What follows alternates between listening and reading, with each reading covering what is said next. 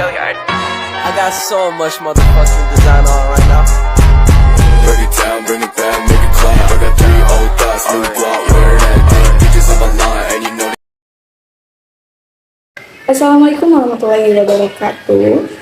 FYI, di sini saya akan mempresentasikan tentang produk mie basah sebagai salah satu penyelesaian ujian tengah semester mata kuliah mikrobiologi pangan yang diampu oleh Ibu Sekretariat Wulan Kusumasari, STP MSI. Oke, langsung saja ke perkenalan. Perkenalkan, nama saya Teti Sunari dengan NIM 4444 dari kelas 2A Teknologi Pangan, Fakultas Pertanian Universitas Sultan Agung Tirtayasa. Oke, langsung cekidot.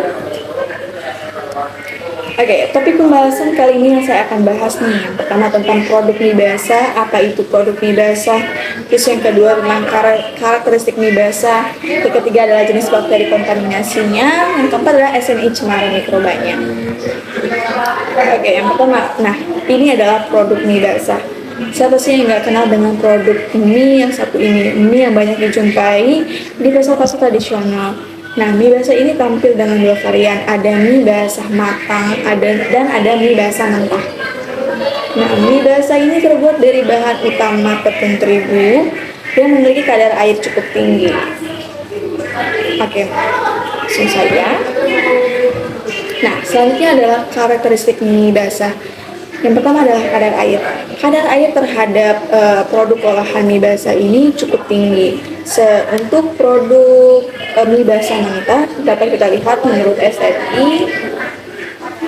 Nah, untuk produk mie basah mentah itu sekitar 35 dan untuk mie basah matang itu 65.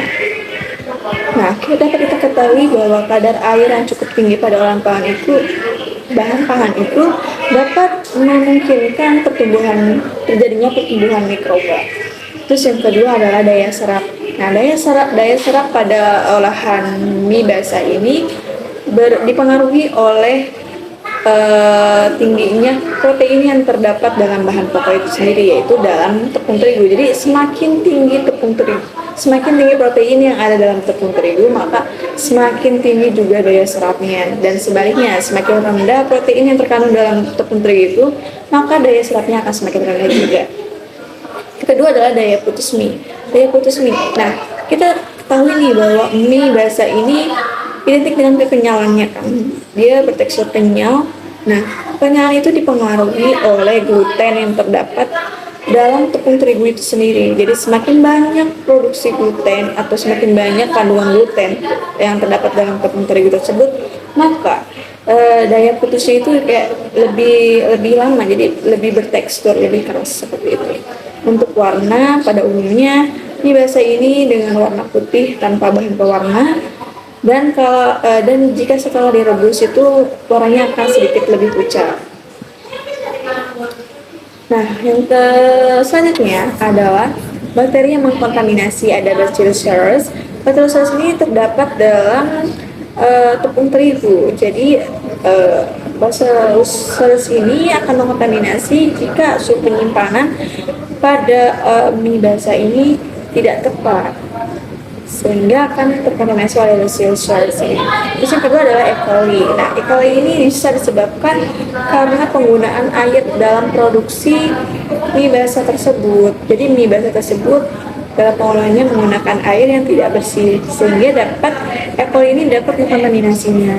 Dan untuk Staphylococcus, yang ketiga itu Staphylococcus ini dapat mengkontaminasi, maksudnya ketika kulit manusia bersentuhan dengan produk olahan tersebut. Jadi dalam pembuatannya disarankan untuk penjamah makanan atau pembuat makanannya menggunakan sarung tangan dan keamanan pangan lainnya, karena di dalam kulit manusia terdapat Staphylococcus.